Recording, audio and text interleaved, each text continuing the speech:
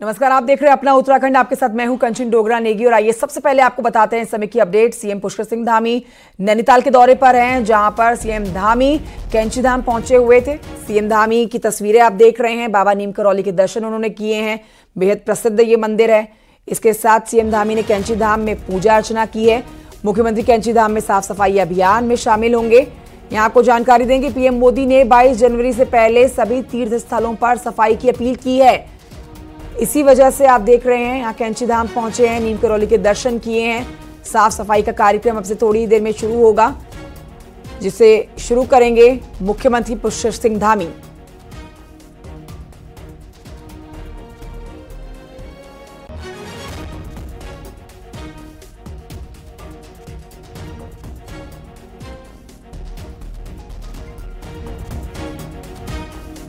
तस्वीरें आपके सामने हैं। ये आज की आपको ताजा अपडेट दे रहे हैं। मुख्यमंत्री पुष्कर सिंह धामी इस समय कैंची धाम में मौजूद नैनीताल पहुंचे हुए हैं, जहां उन्होंने बाबा नीम करौली के दर्शन कर लिए हैं। अब दर्शन पूजन के बाद कैंची धाम में भी दर्शन पूजन जब उनकी तरफ से किया गया, सफाई अभियान में अब जुट जाएंगे। ये तस्वीरें आप इस समय देख रहे हैं। 2 तस्वीरें हैं ये आपके सामने। प्रधानमंत्री नरेंद्र मोदी की तरफ से जो अपील की गई है कि पूरे देश के मंदिर साफ सफाई उनकी की जानी है, इसी पे आप देख रहे हैं बड़ी जिम्मेदारी निभाते हुए क्या उत्तर प्रदेश के मुख्यमंत्री योगी आदित्यनाथ और क्या उत्तराखंड के मुख्यमंत्री पुष्कर सिंह धामी इस अभियान को आगे बढ़ा रहे हैं। वीरेंद्र बिष्ट हमारे साथ नैनीताल से हमारे सहयोगी फोन लाइन पर और जानकारी के साथ जुड़ गए। वीरेंद्र, ताजा जानकारी दीजिए, इस समय मुख्यमंत्री पुष्कर सिंह धामी कहाँ मौजूद है और क्या साफ सफाई जो अभियान का आगाज करना है, ये कार्यक्रम शुरू हो चुका है? देखिए, वाकई में जिस तरह से प्रधानमंत्री मोदी ने एक अपील की थी कि जो अपने तीर्थ स्थल हैं उनको स्वच्छ रखें, उसके बाद आज कैंची धाम से इसकी शुरुआत हुई है। और सूबे के जो मुख्यमंत्री हैं पुष्कर सिंह धामी, उन्होंने इसकी शुरुआत की है। और इसके अलावा उन्होंने जो पूजा की है, पाठ किया है और इस जो 3 करोड़ की करीब योजनाओं का शिलान्यास और लोकार्पण भी किया है। अब जो है सीएम इस वक्त जो राम स्तुति हो रही है उसमें शामिल हुए हैं और जो तमाम कलाकार हैं वो यहाँ पहुंचे हैं। इसके बाद जो तमाम क्षेत्रों में सफाई करते रहे हैं उन लोगों को भी अभी सम्मानित किया जाना है। तो 1-1.5 घंटे का कार्यक्रम यहाँ आज अभी बाकी बचा है और उसके बाद यहाँ से सीएम की रवानगी होगी। क्योंकि जिस तरह से कैंची धाम पूरे विश्व पटल पर शामिल हुआ है और हनुमान का ये मंदिर है, बजरंगबली के तौर पर विख्यात है और कई लोगों की मान्यता है कि यहाँ से आके किस्मत बदलती है। तो उस लिहाजे से भी ये काफी महत्वपूर्ण मंदिर है। और प्रदेश में जो प्रधानमंत्री मोदी ने अपील की थी उसका अभियान की शुरुआत ही कैंची धाम से हो रही है। तो ये स्टेट के लिए भी एक बड़ी बात है। तो ये कहा जा सकता है कि आने वाले दिनों में जिस तरह से टूरिस्ट का फ्लो यहाँ बढ़ता है, उनसे भी अपील ये की जा रही है कि आप आएं, लेकिन जो आप अपने तीर्थ स्थल हैं, जो अपने पर्यटन स्थल हैं, उनको साफ और स्वच्छ रखें। कार्यक्रम की तस्वीरें दिखा रहे हैं वीरेंद्र। और देखिए, एक तरफ प्रधानमंत्री नरेंद्र मोदी के इस आह्वान के बाद ही अब ये इस कड़ी में हर राज्य का जो मुख्यमंत्री है वो अपनी कैबिनेट को आदेश दे चुका है कि तमाम धार्मिक स्थल जो हैं वहां पर साफ सफाई हो। ना सिर्फ धार्मिक स्थल बल्कि अपने घर की भी साफ सफाई ठीक दीपावली की तर्ज पर ही करनी है। जैसे दीपावली पे आप अपने घर की साफ सफाई करते हैं, बेहद महत्वपूर्ण होता है साफ सफाई का कार्यक्रम, वैसे ही अब 22 जनवरी के लिए भगवान राम की प्राण प्रतिष्ठा के कार्यक्रम में साफ सफाई का बेहद विशेष महत्व है। तो जैसे उत्तर प्रदेश में मुख्यमंत्री योगी आदित्यनाथ ने अपनी कैबिनेट को आदेश दे रखे हैं, वैसे मुख्यमंत्री पुष्कर सिंह धामी की तरफ से भी अपनी कैबिनेट को आदेश दिए गए होंगे इस तरह के साफ सफाई के कार्यक्रम करने के लिए। इस चीज में जो मीडिया से बातचीत है उनकी नहीं हो पाएगी, लेकिन यह सवाल जरूर उठेगा। क्योंकि हालांकि जो मुख्यमंत्री पुष्कर सिंह धामी हैं, उन्होंने पहले ही जनता से अपील की है कि आप अपने तीर्थ स्थलों को साफ रखें, आप अपने घरों को साफ करें, आप अपने आस पड़ोस को साफ करें, आप जो पर्यटन स्थल हैं खासतौर पर उत्तराखंड के, उनको साफ रखें। लेकिन अभी जब हमारी बातचीत जो सीएम है उनसे बातचीत होगी तो उनका क्या कहना है इस मामले पर। क्योंकि तमाम जो विधायक हैं, तमाम जो मंत्री हैं, वो भी इन कार्यक्रमों में शामिल हो रहे हैं। तो ये कहा जा सकता है तो वो स्वतः ही संज्ञान लेके इन सारी चीजों को कर रहे हैं। तो आज का दिन अहम है। आज जो शुरुआत हुई है 22 जनवरी को जो प्राण प्रतिष्ठा अयोध्या में होनी है, उससे पहले जो तीर्थ स्थल है या जो तमाम धार्मिक स्थल हैं उनको साफ स्वच्छ रखने का संकल्प लिया जाना है। लोगों से अपील की जा रही है। तो आने वाले दिनों में पूरे स्टेट में इस तरह का जो माहौल है वो दिखेगा और जो लोग हैं वो स्वतः ही इन चीजों में शामिल होंगे। ठीक है, बहुत शुक्रिया आपका वीरेंद्र जानकारी के लिए। आगे की जानकारी के लिए और जुटेंगे आपके साथ। लेकिन फिलहाल अपने दर्शकों को 3 तस्वीरें दिखा रहे हैं हम मुख्यमंत्री पुष्कर सिंह धामी की।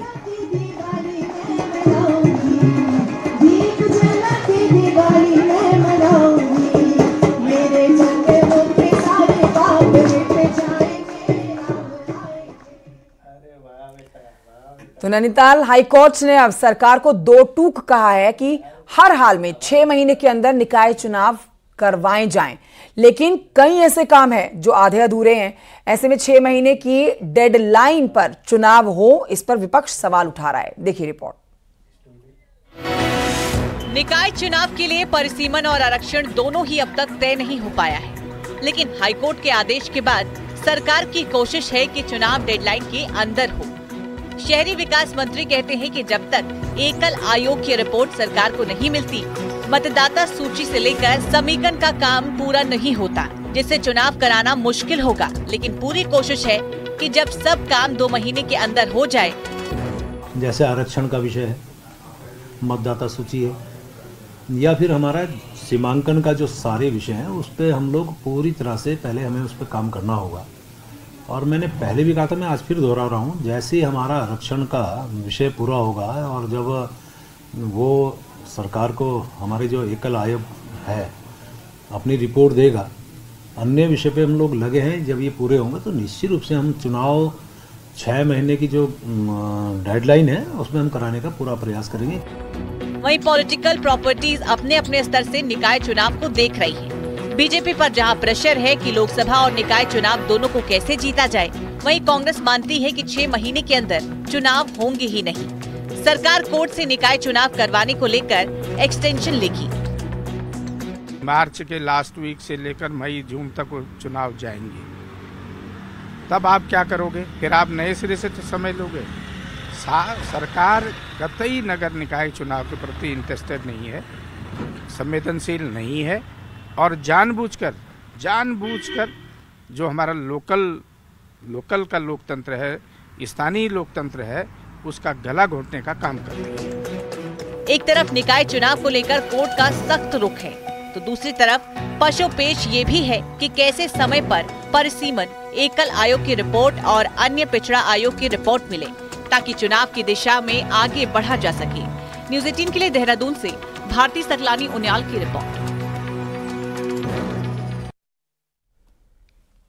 और आइए आगे बढ़ते हैं, उत्तरायणी मेले की बात करते हैं। बागेश्वर में आज से भव्य उत्तरायणी मेले का आगाज होगा। मेले के लिए पूरे बागेश्वर शहर को सजाया गया है। इस बार अयोध्या की थीम पर ही उत्तरायणी मेले का आगाज हो रहा है। मेले में कई कार्यक्रम होंगे। 7 दिनों तक ये उत्तरायणी मेला चलने जा रहा है।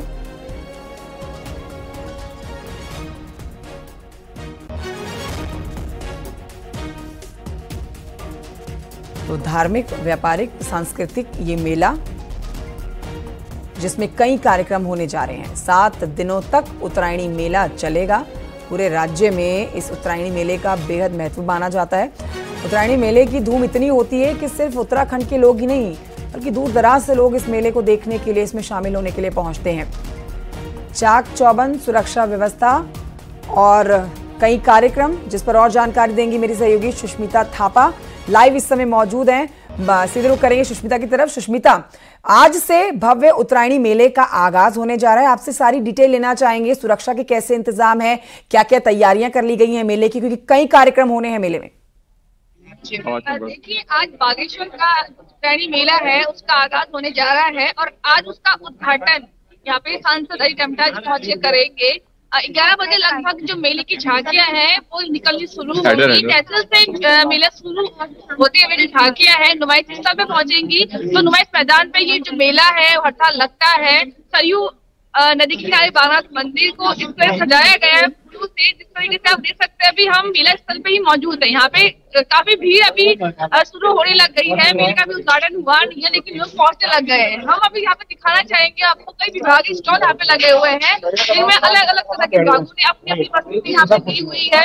सभी लोग यहाँ पे आकर को देख रहे हैं। तो ये मेला है, काफी महत्वपूर्ण मेला रहता है, चाहे सांस्कृतिक हो, धार्मिक हो या व्यापारिक या राजनीतिक।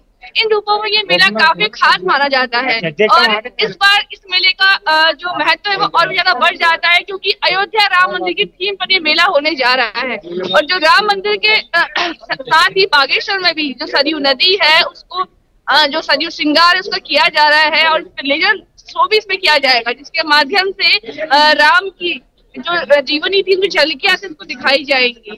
आप अभी हमारे यहाँ पे कुछ स्थानीय लोग मौजूद हैं जो मेला के यहाँ पहुंचे हुए हैं, तो जानना चाहेंगे सर मेला कैसे आप लोग देखते हैं और किस तरह से मेला आप देखिए, मेला जो है इससे पहले जो है हमने अपने पिताजी और इन लोगों से सुना है कि उज्जैनी कौतिक जो है, कौतिक हम इसलिए मेले को कौतिक कहते हैं क्योंकि ये हम पहाड़ी लोग हैं, तो हमारे जो मेला जो शब्द हिंदी है लेकिन कौतिक जो है हम पहाड़ियों का शब्द है, इसलिए हम इसको कौतिक ही कहते हैं। उत्तरायणी कौतिक जो है हमारे बुजुर्गों ने कहा है कि बहुत पहले से चला है और किताबों में पढ़ते हैं, तो उसमें जब ये पुली बेगार का हम जहाँ जिक्र करते हैं ये 1921 के लगभग की बात है, जब जो है प्रचार प्रसार के लिए एक ऐसा स्थान चुना जाता था कि जहाँ पर जो है मतलब करीब 40,000 लोगों को एक साथ संदेश दें। तो वहां पर देखा गया कि बागेश्वर नाम की एक ऐसी जगह है जहाँ पर जो है 40,000 लोग एक साथ डुबकी लगाते हैं और एक साथ इकट्ठा होते हैं। तो माना जाता है धार्मिक ये मेला रहता है, और साथ ही अभी जो राम मंदिर की प्रतिष्ठा होनी है उसके साथ ही मेले का ही महत्व बढ़ जाता है। जी जी बिल्कुल, राम मंदिर और बागेश्वर का रिश्ता बहुत बिल्कुल सुष्मिता, उत्तरायणी मेले का अपना महत्व और आज का दिन बेहद पावन मकर संक्रांति का दिन जिस पर इसका उद्घाटन होने जा रहा है। बहुत शुक्रिया आपका जानकारी के लिए।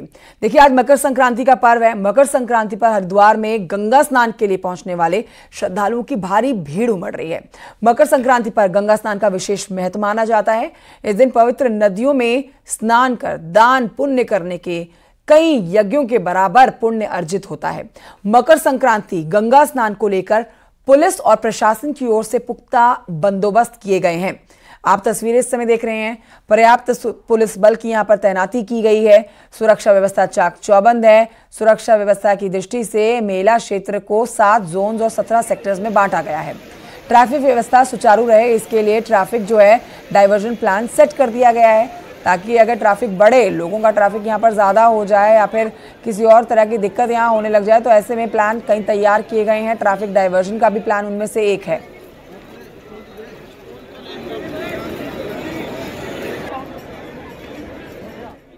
गंगा मैया की सब पे कृपा रहे, हम पे भी रहे और पूरे देश पे कृपा रहे। और राम मंदिर का जो है मुहूर्त होने जा रहा है, हम चाहते हैं आप भी जाएं, हम भी जाएं, मोदी जी भी जा रहे हैं, यहाँ की सारी जनता जाए। जय श्री राम। सर्दी इतनी हो रही है लेकिन स्नान के लिए देखिए सर्दी से कोई फर्क नहीं पड़ता है, ये सब गंगा मैया की मेहरबानी है। हम पहली बार आए हैं, जहाँ आके देखा बहुत अच्छी व्यवस्था है और बहुत मजा आया, हमने सबने एंजॉय किया बहुत बड़ी कृपा है, ये बहुत बड़ा एक सौभाग्य हमें मिला हुआ। मैं पिछले साल भी यहाँ पे आया हुआ था माँ गंगा के चरणों में। यहाँ पे जो एक बात होती है, आज भी इस बार भी मैं यहाँ पे माँ गंगा के चरणों में आया हूँ और इस बार तो सबसे बड़ा सौभाग्य ये मिला कि 6:30 बजे की जो आरती होती है लाइव, उसमें हमने पार्टिसिपेट किया। इस वक्त हम हर की पैड़ी पर मौजूद हैं और तस्वीरों में दिखाना चाहेंगे कि किस तरह से हरिद्वार में सुबह से ही यहाँ भक्तों का, श्रद्धालुओं का तांता लगा हुआ है।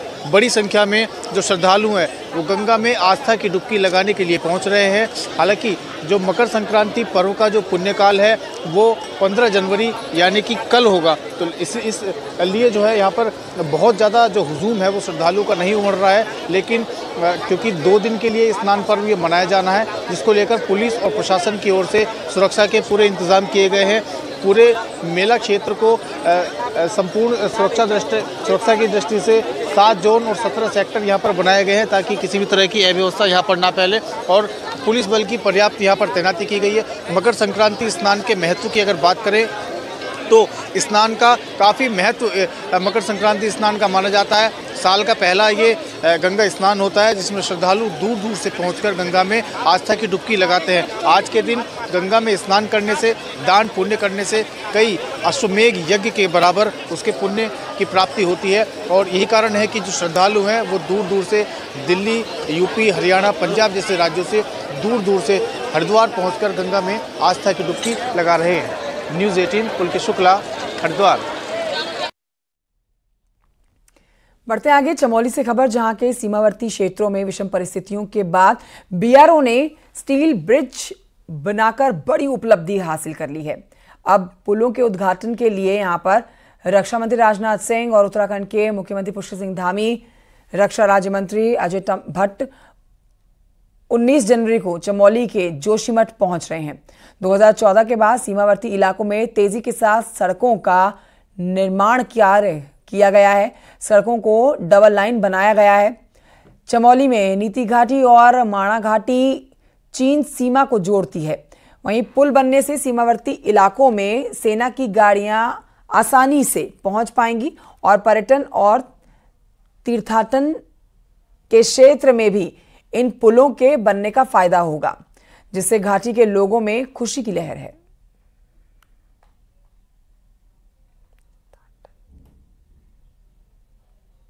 के लिए बल्कि ये सामरिक दृष्टिकोण से भी इस पुल का बहुत ज़्यादा महत्व है, क्योंकि हम देखते हैं, बचपन से ही हम देखते हैं कि जब कभी भी हमारी इस सीमा पर कुछ भी हलचल होती है तो आर्मी की बहुत ज़्यादा मूवमेंट होती है, तो उनकी बहुत सारी मशीनरी के लिए बहुत दिक्कत होती थी।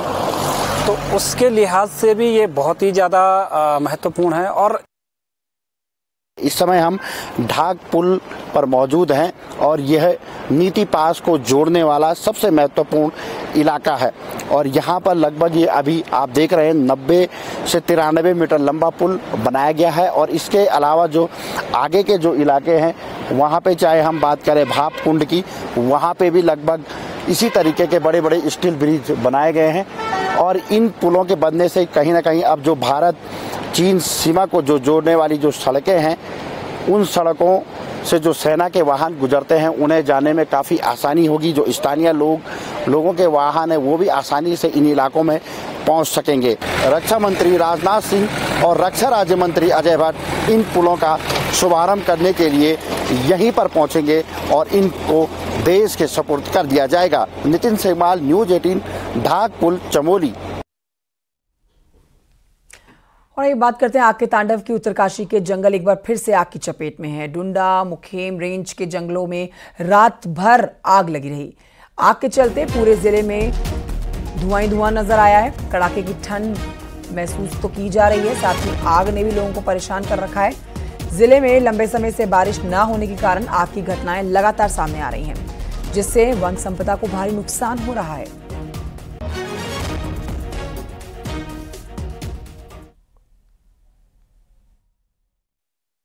जनता उत्तरकाशी में कड़ाके की ठंड के बीच में जंगल कैसे जल रहे हैं वो आपको दिखा सकते हैं। ये जिला मुख्यालय से मात्र 8 किलोमीटर की दूरी पे जंगल है, धू के जल रहे हैं। और जनपद में इसमें हाल ये है कि कई जगहों पे लगातार जो जंगल है वो जल रहे हैं और जनपद में है धुंध छाई हुई है। और कड़ाके की ठंड में के बीच में जो वेस्ट कीमती जो जंगल है वो लगातार जल रहे हैं। तस्वीरें ग्राउंड जीरो पे न्यूज़ 18 आपको दिखा रहा है किस तरह के हालात है। लंबे समय से बारिश नहीं हुई है, जिसके चलते जो जंगल है लगातार जलते जा रहे हैं। और कह सकते हैं कि जो वन संपदा है उनको नुकसान पहुंच रहा है, जो जंगली जीव है उनको भी भारी नुकसान पहुंच रहा है। ये तस्वीरें ग्राउंड जीरो पे रात के समय पे जो न्यूज़ 18 ने आपको दिखा रहा है। और इस समय पूरे जनपद में धुंध छाई हुई है और कड़ाके की ठंड भी महसूस की जा रही है। इसके बीच में जो जंगल है एक बार फिर से धधक रहे हैं। बलवीर कुमार, न्यूज़ 18, मातली, उत्तरकाशी। खबर चमोली से है, जहां पर नंदा देवी राष्ट्रीय पार्क के जोगीधारा के पास में जंगलों में भीषण आग लग गई। लाखों की वन संपदा जलकर राख हो गई है और वन विभाग की टीम मौके पर पहुंचकर आग को काबू पाने का प्रयास कर रही है। जंगल में लगाई गई आग का वीडियो भी सोशल मीडिया पर वायरल है। वीडियो में दिख रहा है कि हेलंग से लेकर मारवाड़ी तक बाईपास सड़क का निर्माण करने वाले मजदूरों के द्वारा आग लगाई गई। वन क्षेत्र अधिकारी ने आग लगने के बाद दोषियों के खिलाफ कार्रवाई करने की बात कही है।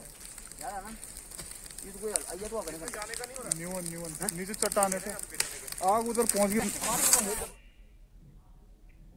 एक छोटे से ब्रेक के लिए रुकना होगा, जल्द लौट रहे हैं कुछ और खबरों के साथ।